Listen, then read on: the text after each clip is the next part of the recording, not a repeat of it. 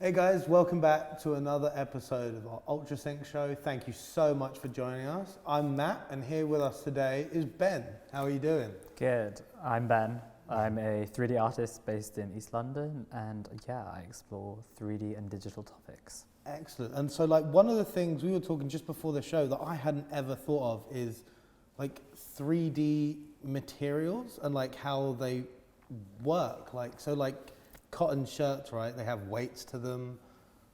How does that work? Yeah, so I guess it's imagining a 3D garment, like a physical garment. It's imagining sewing, but in 3D space, or thinking about a stitch, a button that can react in a 3D way. So thinking about a shirt that's made out of silk in 3D space, you can have it the exact weight of a low poly cotton silk, or you can have a really sheer silk, or you can have something really heavy. So I guess with 3D garments, you can really play with physics in a way that's you don't have the opportunity in real life. You can't make cotton the weight of concrete, and then you can't do these crazy simulations to try and make a 3D model walk in a concrete style dress. So it's interesting to play with these boundaries. Yeah, you have another dimension literally added in because you couldn't make a flowing wedding dress and then make it out of concrete. Exactly. So it's giving these really interesting potentials and opportunities to then I guess explore clothes in a way that we don't normally interact with clothes. Thinking about I don't know, a really a puffer jacket, but light as a feather, and it just wouldn't be affected by anything and just be super weightless and soft and bouncy instead of a real puffer jacket in winter. Yeah, and I guess you also don't have to worry about stuff like comfort. End of the day, if there's clothing, you want it to be wearable, where you can make it seem wearable. So in 3D, you could do kind of anything in terms of it's the idea that it doesn't have to be a garment, but it could form a body in the shape of a garment. It could be almost extra limbs or extensions of the body that are super uncanny and weird versus I don't know, a plain t-shirt. So you can make things that would take so much work in the physical. You can make that quite quick in 3D space. Okay. And so how does the Web3 and metaverse, how does that impact what you're doing? Are you doing stuff in that space, or? I'm really interested in exploring potentials and opportunities within Web3 and metaverse, and being really particular. I guess it's it's kind of a crazy emerging thing, and it's figuring out what's interesting and what speaks to your interest. So I'm thinking about ways of showing video and 3D objects online and almost 3D garments.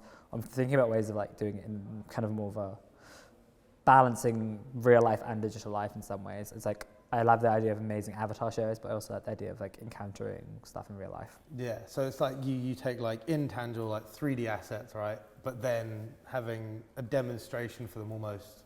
Yeah, I think there's something really special between both. I think the more we become used to screens, the more the magic is kind of disappearing. Yeah. So it's if you can then make your 3D experience replicated in a real life art gallery, you kind of have a different relationship with that screen completely. It's not just your laptop. This is a monitor for a reason, and that's integral to my kind of creative practice.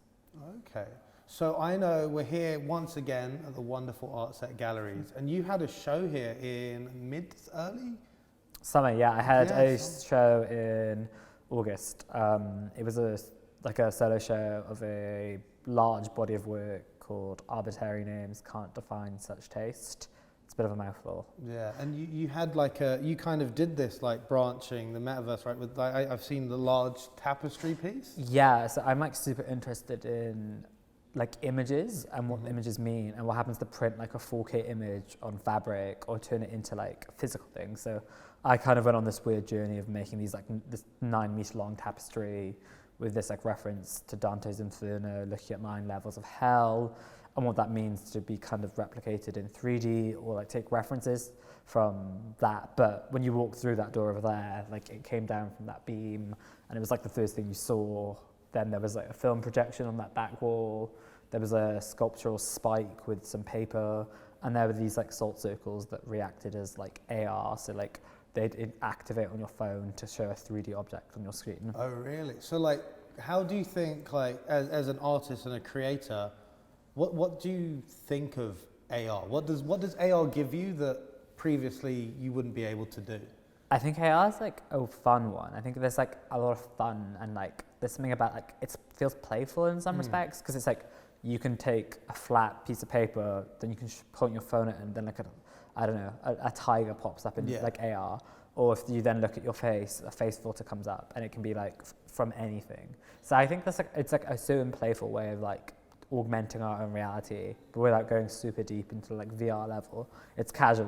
Most of us have phones. It's an accessible like younger brother or sister of VR. Yeah, it's definitely like it's so like I guess in the Western world we're ubiquitous with phones, so like it's everything feels accessible. So it's like we've all played with face filters. We've all had to go like Snapchat lenses. So like AR is like kind of like an easy way of like dealing with our digital half-life. And it's almost like people that are outside of like Web3 don't have heard of Bitcoin, have heard of these terms, but probably have used AR, as you've said. It's like it's like almost a soft on-ramp into the whole space. It's like it's just everywhere. Like Facebook has filters, Twitter, I don't know if Twitter does, but Instagram does. Like filters are kind of everywhere, and like AR is kind of just becoming more common in forms of just creativity, but also for like advertising and branding. So it's like you said, it's like easing our way into like other alternatives of like showing media. Yeah. Do you think there's like more that can be done with AR? Because like for me, whenever I think AR, I remember being super hyped up about like Google Glass or Google Lens. Yeah. And it felt like it disappeared for like years. Yeah. But it feels like a bit of a renaissance, as it were. For AR, or like, which is insane to think like a modern technology is already having a renaissance. Yeah, I think there's something really spooky about Google Glass. Google Glass is something we should be so skeptical about. But I think like AI, like you said, I think AR boomed and then we just got comfortable because there's like two major softwares. Like Facebook has their own AR engine called Spark AR, and Snapchat has their own one. So it's run by two companies. So it's like there's like two companies leading the pack. And then there's like Google Glass. And like Google Glass is like becoming closer from like reports and technology. But like, no, I think like AR is going to go through a lot in the next 2 years in a way that like Google Glass and stuff like that will appear in ways we don't notice it, but then we'll be like, whoa, this is happening. Yeah, it's strange. Like the biggest thing for me is how it disappeared, but now it's basically ubiquitous. It's everywhere. It's almost like over COVID, we've had the QR codes. It's come back massively. Like QR codes are everywhere. I think it's like no one thought to make QR codes in terms of just like advertising, logging into buildings. No one thinks about it. No one thought about that anyway. But now, thanks to the virus and the pandemic, you're like, oh shit, okay. I was like, if I have to log in, I have to scan a QR code, or like I can scan a QR code to activate something. So it's like we've become so normalized using our lens to open doors. Yeah, it's interesting because I don't think QR codes would have really gone mainstream, as it were, unless the pandemic. But now, do you think for like, if you were making AR content, do you think now it's easier to hit a larger market because people have I think like AR has that amazing thing that it's like intrinsically linked to your social media. So it's like you can post your Spark AR filter straight to your Facebook and Instagram. Once it's made and it's approved, it can go live immediately. Yeah. So that means you can give it to all your followers in seconds. So like it gives a potential for people to experiment with it and use it. And it's like AR has like a crazy lead. It opens a lot of questions. Also opens up ethical questions or like beauty standards around the world, like beauty filters, and then like what's seen and what's unseen in 3D space. It's like there's a lot to think about with AR because it's like none of these things are just simple. No technology is purely good. Yeah, and it feels like, as you said, nothing's purely good, but at the same time there is like most of the ways that I see AR being used, like through filters, like most of the time I see, and there's a bunch of fun ones, right? Yeah. But a lot of them are like beauty enhancing, as it were. And like, although the technology itself is ethically grey, as it were, it does seem that there's, it's a chicken and egg. Is the market already there? Or has so much of that stuff been pushed to the market that it's I think it's like a weird one. I don't know if market's pushing it in terms of we think about normal market pushing. I think AR is like, and when we think about, I guess, like beauty and face filters, is like, why are we augmenting our faces, and what does the representation of that augmentation, like, why are we trying to fit certain beauty standards? It's like a global question. There's like no answer to this. Like, a lot of people are thinking about the ethics of AR and AR beauty, because we don't want to be using this amazing opportunity to actually like affect like young people's mental health through AR filters, or just any filter of some sort. There's like a law in Finland where we have to now release on Instagram, like, if images have been retouched, we're like questioning legally what images are and if they're true or false. So like technology has to kind of deal with that now. Yeah, that's interesting. Like, so do you think, okay, here's a potentially answerable question. Do you think where we are now is ethically okay in general, like with AR uses for AR that are I think it's like ethically okay. I don't think it's perfect. There's obviously questions, but I think it's like the softwares are super accessible, they're free, they're open source, there's communities of people you can follow online for tutorials and help. It's very open source in that sense. I think, I'd agree. I wouldn't say it's like ethically good, but I think it's like fine. Yeah. It's like neutral in terms of there's pros and cons. Yeah. That was a very broad question. That was a curveball. So when you're making your experiences, art exhibits, and the clothing, like, how do you do that? Is there like software that you use, or? Yeah, so like I'm like a really research-based kind of artist. Like, I'm really interested in like topics or themes or images. So like I do a lot of research and think about what I'm doing, but then I tend to go into the things that I can do. So I work with a software called Cinema 4D and a software called Blender. Okay. So I then work with like turning these images or ideas into like reality in 3D space. It's like, if I would like to make a 3D sword, how do I sculpt a 3D sword? How do I model it? And then if I want to animate it, how do I do that? And then what's the rest of the 3D environment where that sword is? And then that continues on into like thinking about 3D characters and avatars. So it's like, I guess it's like, for me, it's like, it's very much like research intensive to then doing, and then obviously post-production and editing. If it's a film or it's shown as a 3D object, it's then exported in a specific file format to something else. Okay. And so did you train in this? Or? No, that's really funny. I have a BA in fine art. So like, I was kind of like, I've always been kind of thinking about these kind of things anyway. So I was really interested in filmmaking or like fine art and like art filmmaking, but I'm also super interested in printed material. So I love print. I do love the printed image and images shown on substrates, from like fabric to paper, or even just like obscure things. So like, I don't know, like I've always been thinking about this, and then I was like started animating on my final year of my degree, and then pandemic hit, and then I was like, oh shit, what am I doing with my life? Yeah. But I was like, I can do a bit of animation at home and continue playing with this and see what happens next, really. That's interesting. So you go from basically pre-pandemic with like, you've just tested the water, and now... Yeah, like I feel like it's kind of a classic. It's like, I don't feel like I've learned that much, but like, I feel like my time is like, it's like, time is like subjective. I don't know. It's like, there's always more to be learned on software, which is fun. Definitely. It's like, you can always keep learning. I think that's what I've learned about this space, and I've said it time and time again, is like the more I learn about Web3 or like anything from DAOs, NFTs, is the more you learn, the less you know. Yeah. Like, the space is so expansive, and there's people that know so much about so many different things. Like, for me, is the takeaway of there's so much to learn, but the community of people willing to talk about it is just, for me, I think it's the most important thing.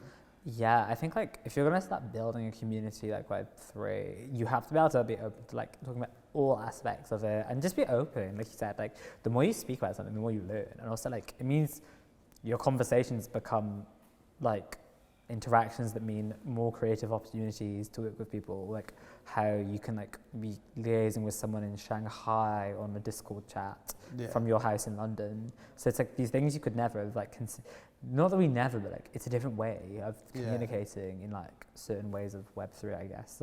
So do you think like the space is more accessible, like just from like an artist perspective, or just as a human? Yeah, I think it's like I think on a human perspective, my answer's no. But like for a Web3 artist that uses digital software, it's like super convenient and useful for me, for sure. Okay, so like, is the human perspective just because maybe there's a detach? Yeah, I think it's like there's a lot of weird like discourse and narrative for people that aren't interested in Web3 about Web3 and what it means to be a Web3 user or like trade NFTs, and then like it's like the disconnect from like people is quite real. I think like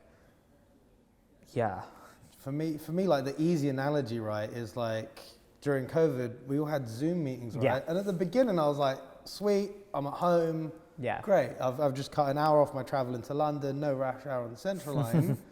But now, if I have to go on a Zoom call, I'm like, please, can we just do it in person? Yeah, exactly. I think that's something in the space that people that are really deep into the space don't value.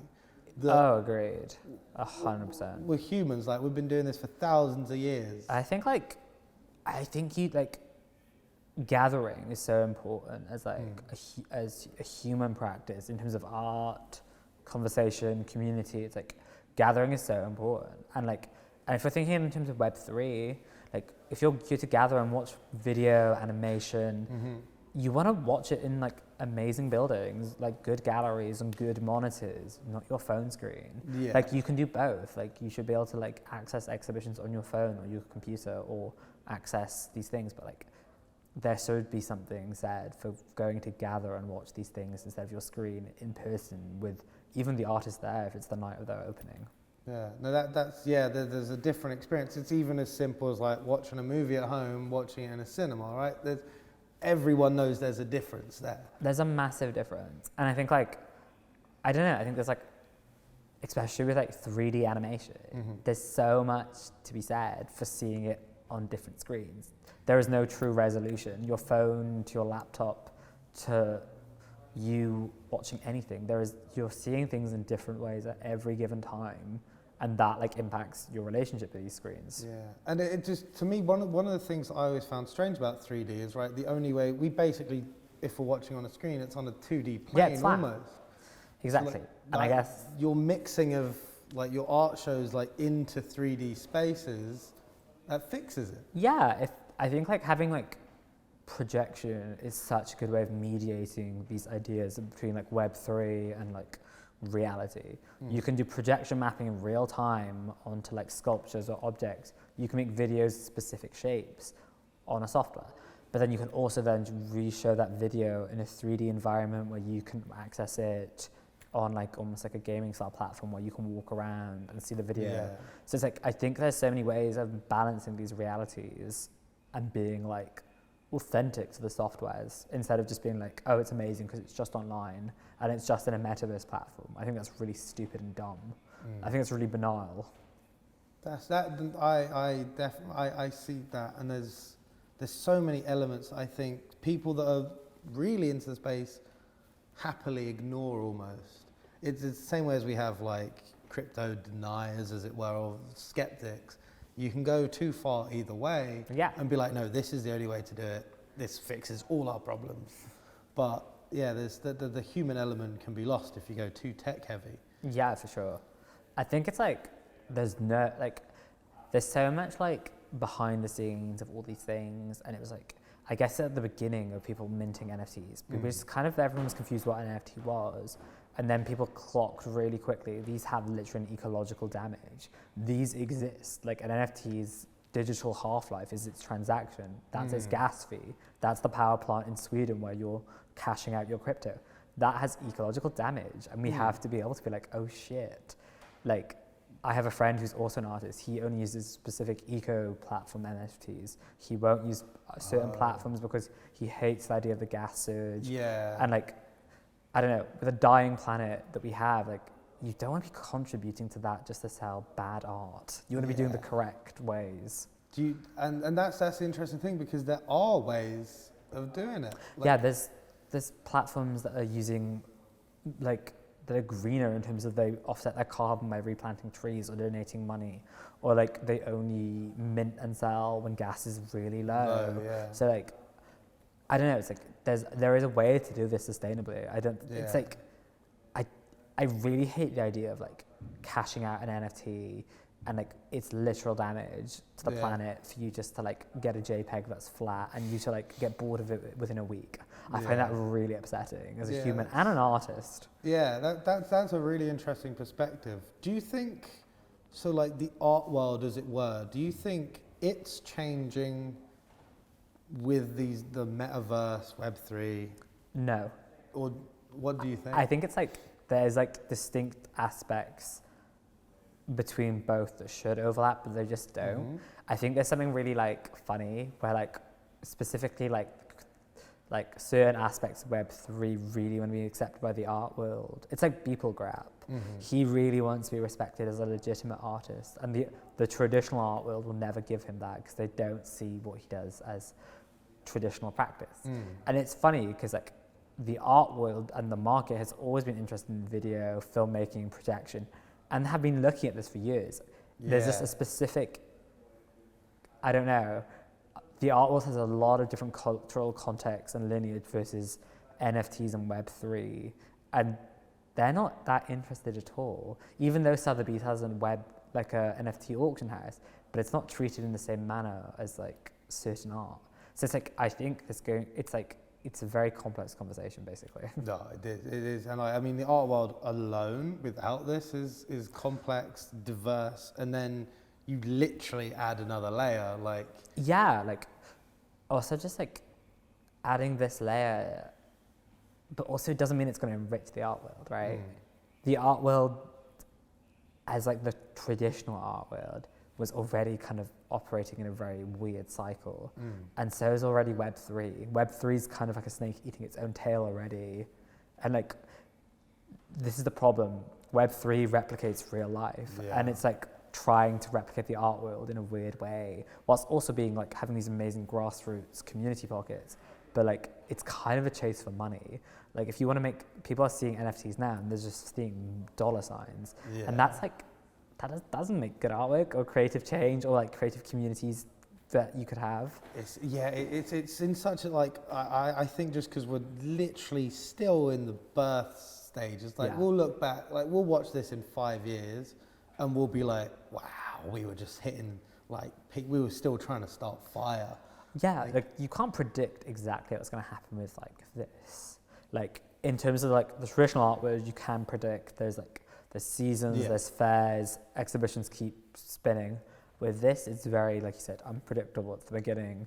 What could happen? Everything's also, like the norms, as it were, that may be long lasting haven't been probably even thought of yet. No. Like, also, it could also shut down. Like, it could be we just like where you could just be offline, and then all this world of Web3 will have to deal with their reality again. It doesn't mean you can stop practicing digitally and thinking about digital things. You just won't be the same.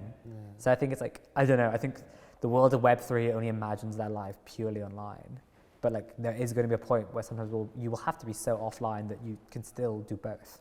Yeah, that's interesting. So do you see, it's impossible to predict, but where would you like to see Web3 metaverse going?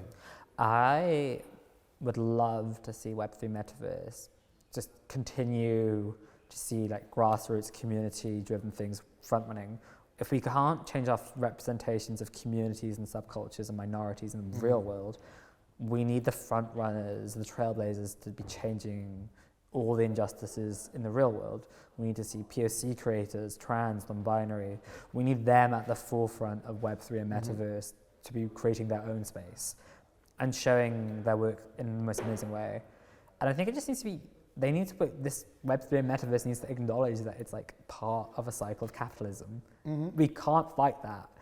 And we have to like acknowledge these details and nuances between why Web3 is special. We can't just create utopia. Web3 is not utopia. If you think Web3 is a utopia, you're probably like a weird tech crypto bro.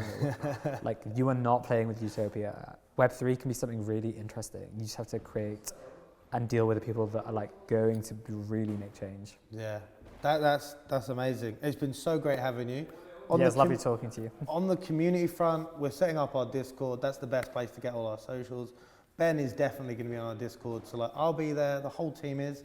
You guys can talk to us anytime. Everyone that comes on the show is on the Discord. But thank you so much for coming again, and it's been amazing talking to you. Lovely talking to you too. Thank you so much. Awesome, guys. Sync yourself up. I'll see you on the next episode.